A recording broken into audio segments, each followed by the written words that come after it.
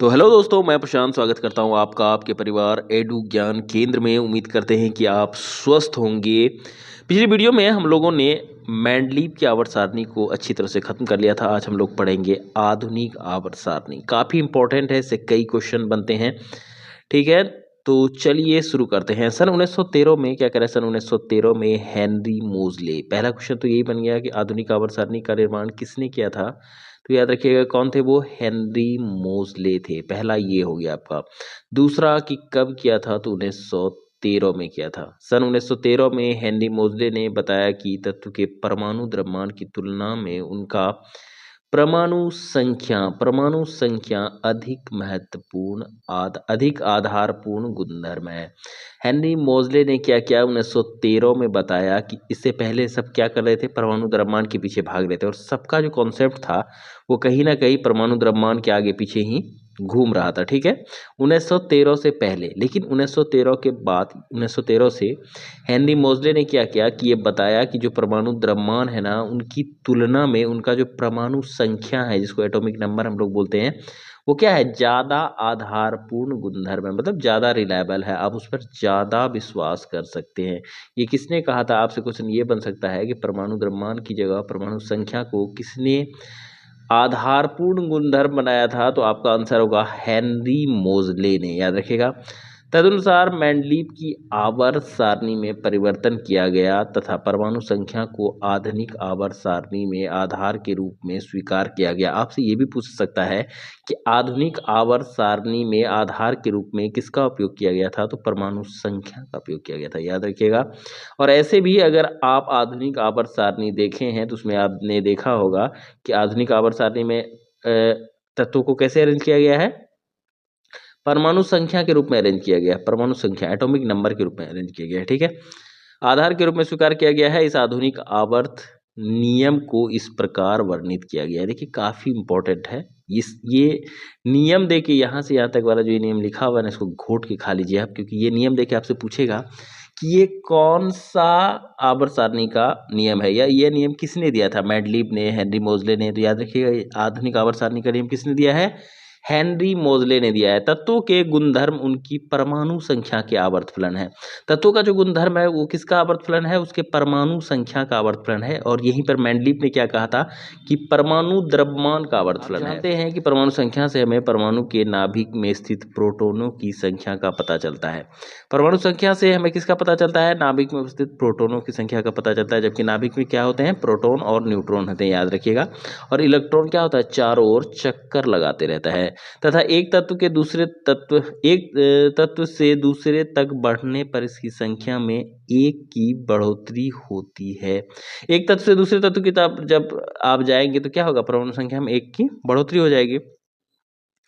तत्व को उनकी परमाणु संख्या के आरोही क्रम में व्यवस्थित करने पर जो वर्गीकरण प्राप्त होता है उसे आधुनिक आवर्त सारणी कहा जाता है। कह रहा है क्या कहा जाता है, आधुनिक आवर्त सारणी कहा जाता है। किसको आधुनिक आवर्त सारणी कहा जाता है, जब तत्वों को क्या कहते हैं, उसके परमाणु संख्या के क्रम में क्या कहते हैं, आरोही असेंडिंग ऑर्डर पर अरेंज करते हैं, तो उससे जो हमको एक सारणी प्राप्त होता है, तो सारणी को हम लोग क्या कहेंगे, उससे हम लोग आधुनिक आवर्त सारणी कहेंगे। और आधुनिक आवर्त सारणी में तत्वों को कैसे अरेंज किया गया है, आपको क्वेश्चन बन सकता है। तो तत्वों को कैसे अरेंज किया गया है, increasing order of their atomic number, उनके एटॉमिक नंबर के इंक्रीजिंग ऑर्डर पर उसको अरेंज किया गया है। तत्वों आगे देखिए क्या कह रहा है, व्यवस्थित करने के पूर्वीकरण क्या गया है, तत्वों को परमाणु संख्या के आरोही क्रम में व्यवस्थित करने पर तत्वों के गुणधर्मों का अधिक परिशुद्धम अनुमान लगाया जा सकता है। कह रहा है कि तत्वों को जब उनके परमाणु द्रव्यमान के अपेक्षा परमाणु संख्या के अकॉर्डिंग उनको जब अरेंज किया गया तो उनका परिशुद्धम अनुमान, गुणधर्म का जो है परिशुद्ध मतलब गुणधर्म को ज्यादा अच्छी तरीके से क्या किया गया, जाना गया। देखिए आगे कह रहा है कि आप देख सकते हैं कि आधुनिक आवर्त सारणी में मेंडलीव की आवर्त सारणी की तीनों कमियों को सुधारा गया। आधुनिक आवर्त सारणी में क्या हुआ, मेंडलीव का जो तीन कमी था वो तीनों कमी को क्या किया, सुधारा गया। हम आपको मेंडलीव का कमी जो था उनके आवर्त सारणी में वो पिछली कक्षा में पढ़ा चुके हैं। ठीक है, अगर आप नहीं देखें तो उसको पहले देख लीजिए। आधुनिक आवर्त सारणी में तत्वों का स्थान किन बातों पर निर्भर करता है, यह जानने के बाद हम हाइड्रोजन के असंगत स्थिति की चर्चा करेंगे। कह रहा है कि आधुनिक आवर्त सारणी में तत्वों का स्थान किन बातों पर निर्भर करता है। आधुनिक आवर्त सारणी में तत्वों का स्थान किन बातों पर निर्भर करता है, यह जानने के बाद हम हाइड्रोजन की असंगत स्थिति पर भी चर्चा करेंगे। हाइड्रोजन का स्थिति क्या था, असंगत था। किसमें असंगत था, तो मोस्टली मेंडलीव के आवर्त सारणी में। ठीक है, आगे देखिए क्या कह रहा है कि आधुनिक आवर्त सारणी में तत्वों की स्थिति। आधुनिक आवर्त सारणी में तत्वों की स्थिति क्या है। आधुनिक आवर्त सारणी में 18 ऊर्ध्व स्तंभ हैं, पहला जिन्हें समूह कहा जाता है। आपको पहला क्वेश्चन तो यही बन जाएगा कि आधुनिक आवर्त सारणी में समूहों की संख्या बताइए। Number of groups in a modern periodic table, तो आपको क्या देना है, 18 ग्रुप हैं, 18 ग्रुप, और 7 क्या है, पीरियड्स हैं। क्षैतिज पंक्तियों में जिन्हें आवर्त कहा जाता है, देखिए ऐसे ऐसे ऐसे, इसको क्या कहेंगे, इसको पीरियड कहेंगे। ठीक है, ऐसे ऐसे ऐसे ऐसे जो रहेगा पूरा सीधा, इसको क्या बोलेंगे, ग्रुप बोलेंगे। ठीक है, तो याद रखिएगा ऐसे ऐसे ऐसे कितना होता है, 7 होता है, और वहीं पे ऐसे ऐसे ऐसे ऐसे जो होता है वो कितना होता है, 18 होता है, जिसको कि समूह कहते हैं और इसको आवर्त कहा जाता है। आइए देखते हैं अथवा आवर्त में तत्वों की स्थिति किस बात पर निर्भर करती है। कहता है आइए देखें कि किसी तत्व पर या समूह पर कैसे रखेंगे हम इसको, क्या बोलते हैं, तत्व को। देखिए ये है आधुनिक आवर्त सारणी, इसका एक अच्छा सा आप या तो प्रिंट आउट निकाल लीजिए या तो आवर्त सारणी मार्केट में मिलता है, इसे आराम से खरीद लीजिए, क्योंकि बिना इसके तो होने वाला नहीं है, ये आपको ध्यान में रखना ही पड़ेगा। आप देखेंगे कि इन सभी तत्वों की संयोजकता इलेक्ट्रॉन की संख्या समान है। कह रहा है आप देखेंगे कि इन सभी तत्वों की संयोजकता इलेक्ट्रॉन समान है। इसी प्रकार आप देखेंगे कि एक समूह के सभी तत्वों की संयोजकता इलेक्ट्रॉन समान है। क्या कह रहा है, इसका मतलब क्या हुआ, ये कह रहा है कि एक समूह में जितना भी, एक समूह में, यहाँ पे ध्यान देने वाली बात देखिए क्या है कि एक समूह में एक ही समूह के सभी तत्वों की संयोजकता इलेक्ट्रॉन क्या है, समान है। एक ही समूह में जितने तत्व रहेंगे उनका संयोजकता इलेक्ट्रॉन क्या होगा, समान होगा। जैसे फ्लोरीन F तथा क्लोरीन के समूह 17 के तत्व हैं। फ्लोरीन एवं क्लोरीन के बाहरी कोश में कितने इलेक्ट्रॉन हैं, इसे पता चलता है कि आधुनिक आवर्त सारणी समूह बाहरी कोश के सर्वोत्तम इलेक्ट्रॉनिक विन्यास को दर्शाता है। ये क्या दर्शाता है, बाहरी कक्षा के इलेक्ट्रॉन जो समूह में रह रहा है वो उसको निर्भर करता है। यद्यपि समूह के ऊपर से नीचे की ओर जाने पर कोषों की संख्या बढ़ती है। ऊपर से नीचे जैसे जैसे जाएंगे ना तो कोषों की संख्या बढ़ेगा। कोषों की संख्या क्यों, सेल का संख्या क्यों बढ़ेगा, क्योंकि उसका साइज धीरे धीरे क्या हो जाएगा, बढ़ जाएगा। हाइड्रोजन की स्थिति अनिश्चित रहती है क्योंकि इसकी यह पहले आवर्त के समूह 1 या 17 में रखी जा सकती है। देखिए क्या कह रहा है कि आप देखेंगे कि दूसरे आवर्त के तत्वों की संयोजकता इलेक्ट्रॉन की संख्या को तो भिन्न भिन्न है, लेकिन इनके कोषों की संख्या समान है। क्या कह रहा है, आप देखेंगे कि दूसरे आवर्त में जो तत्वों की संयोजकता इलेक्ट्रॉन की संख्या है ना, वो तो भिन्न भिन्न है, लेकिन इनकी कोषों की संख्या क्या है, समान है। आप यह भी देखेंगे कि आवर्त में बाएं से दाएं ओर जाने पर यदि परमाणु की इकाई में वृद्धि होती है तो संयोजकता इलेक्ट्रॉन की संख्या में भी वृद्धि होती है।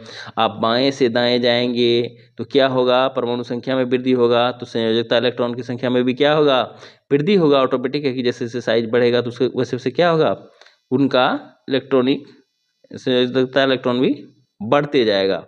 देखिए आगे कह रहा है कि आप कह सकते हैं कि अध्यस्थ कोषों की समान संख्या वाले विभिन्न तत्वों के परमाणु एक ही आवर्त में स्थित हैं।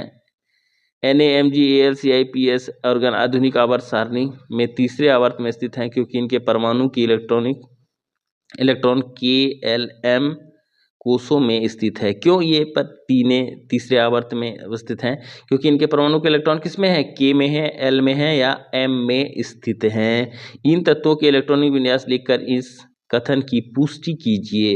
कह रहा है कि आप इसका ये इतना जितना तत्व दिया हुआ ना, आप सबका इलेक्ट्रॉनिक विन्यास निकालिएगा, आपको खुद से पता चल जाएगा कि ये क्यों तीसरा आवर्त में रखा गया है। ठीक है, प्रत्येक आवर्त देखिए ध्यान से देखिए, प्रत्येक आवर्त दर्शाता है कि एक नया कोष इलेक्ट्रॉन से भरा गया है। एक नया कोष इलेक्ट्रॉनों से क्या है, भरा गया है। प्रत्येक आवर्त ये दर्शाता है।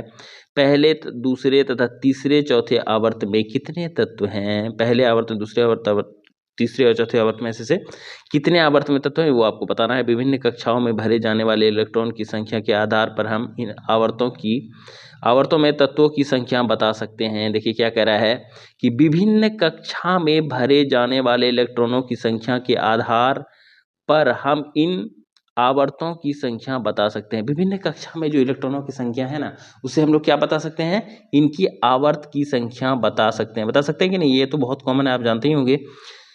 आगे की कक्षा में आप इस बारे में विस्तार से अध्ययन करेंगे। आप जानते हैं कि किसी कोष में इलेक्ट्रॉन की संख्या, अधिकतम संख्या एक सूत्र के पर निर्भर करता है।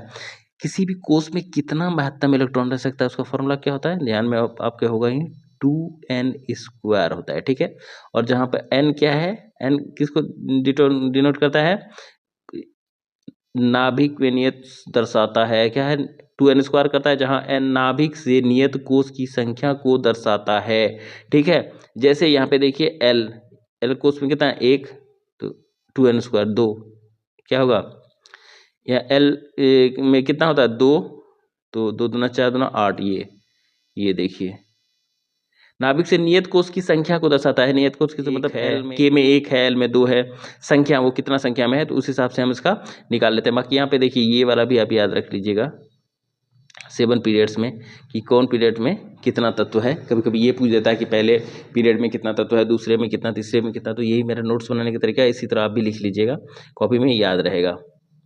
ठीक है, वही यहाँ पे दिया हुआ है। देखिए आगे क्या कह रहा है, आवर्त सारणी में तत्वों की स्थिति से उनकी रासायनिक अभिक्रियाशीलता का पता चलता है। कह रहा है कि आवर्त सारणी में तत्वों की स्थिति से उनकी रासायनिक अभिक्रियाशीलता क्या होता है, पता चलता है। आप जानते हैं कि तत्व द्वारा निर्मित आबंध के प्रारूप तथा इसकी संख्या संयोजकता इलेक्ट्रॉन पर निर्धारित होती है। कह रहे हैं कि आप जानते हैं कि आबंध का प्रारूप, किसी से वो किस तरह से केमिकली रिएक्ट करेगा, ठीक है, और उसका वैलेंस इलेक्ट्रॉन कितना होगा, ये किस पे निर्भर करता है, किसी तत्व के आबंध प्रारूप और इसकी संख्या वैलेंस इलेक्ट्रॉन पर। क्या कह रहा है, एक सेकंड रुकिए, कह रहा है आप जानते हैं कि तत्व द्वारा निर्मित आबंध के प्रारूप तथा इसकी संयोजकता इलेक्ट्रॉन द्वारा निर्धारित होती है। हाँ, कह रहा है कि किसी भी, ये जो एक तत्व है वो दूसरे तत्व से जो रिएक्ट करेगा, उसका बंधन कैसे बनाएगा और उसका संयोजकता क्या होगा, इस किस पे निर्भर करता है, संयोजकता इलेक्ट्रॉन द्वारा निर्भर करता है कि नहीं करता है। क्या आप बता सकते हैं कि मेंडलीफ, देखिए लेंथेनाइट्स और एक्टिनाइट्स में कितना एलिमेंट है, ये भी हम लिखे थे नोट्स के रूप में। ठीक है, ने अपनी सारणी में तत्वों की स्थिति निर्धारित करने के लिए यौगिकों के सूत्र के आधार बनाया था। मेंडलीफ ने अपने आवर्त सारणी की स्थिति निर्धारित करने के लिए क्या किया था, यौगिकों के सूत्र को आधार बनाया था। वह शुद्ध था। इस आधार पर समान रासायनिक गुणधर्म वाले तत्वों को एक ही समूह में कैसे रखा जा सकता है। देखिए आगे हम लोग पढ़ेंगे आधुनिक आवर्त सारणी की प्रवृत्ति। संयोजकता, देखिए संयोजकता के बारे में क्या कह रहा है कि आप जानते हैं कि किसी भी तत्व की संयोजकता उनके परमाणु के सबसे बाहरी कोष में उपस्थित संयोजकता इलेक्ट्रॉनों की संख्या से निर्धारित होती है। कहने का मतलब है कि किसी का वैलेंसी जो है वह कैसे निर्भर करेगा कि किसी उसका कोष पूरा भरा हुआ है या खाली है। हर एक इलेक्ट्रॉन, हर एक तत्व क्या चाहता है, 8 अपना बाह्यतम कक्षा में कितना इलेक्ट्रॉन चाहता है, बाह्यतम कक्षा में 8 इलेक्ट्रॉन चाहता है। उसका 8 है, लेकिन उसके बाद बाहरी के उसमें 1 एक्स्ट्रा है, तो वो क्या चाहेगा कि 1 को त्याग दे, है कि नहीं। 1 को अगर हम रिलीज कर देंगे तो मेरे पास बाह्यतम कक्षा में क्या हो जाएगा, 8 हो जाएगा, तो हम पूरा स्टेबल हो जाएंगे। तो इस स्थिति में वो क्या हो जाएगा, ये उसका वैलेंसी हो जाएगा। बहुत सारे लोगों का क्या होगा, बहुत सारे लोग बोले, बहुत सारे तत्वों का क्या होगा, बाह्यतम कक्षा में 7 इलेक्ट्रॉन हो सकता है। तो वो क्या चाहेगा कि 1 इलेक्ट्रॉन ले ले, तो 1 इलेक्ट्रॉन ले लेंगे तो कितना हो जाएगा, 8 हो जाएगा। 8 हो जाएगा तो क्या हो जाएगा, वो स्टेबल हो जाएगा। तो उस स्थिति में उसका वैलेंसी कितना हो जाएगा, 1 हो जाएगा। ठीक है, वो आगे हम आपको समझाएंगे कि पॉजिटिव होगा नेगेटिव होगा। तो आज हम लोग यहीं पे रखेंगे संयोजकता तक। ठीक है, आप 1-2 बार उसको अच्छे से पढ़िएगा क्योंकि वो बहुत इंपॉर्टेंट टॉपिक है। कल फिर हम लोग इसके आगे पढ़ेंगे। तो उम्मीद करते हैं कि वीडियो आपको अच्छा लगा होगा। अगर अच्छा लगा है तो लाइक कीजिए, चैनल पर नए हैं तो एडु ज्ञान केंद्र परिवार से जुड़ना मत भूलिएगा। मिलते हैं नेक्स्ट वीडियो में, तब तक के लिए जय हिंद।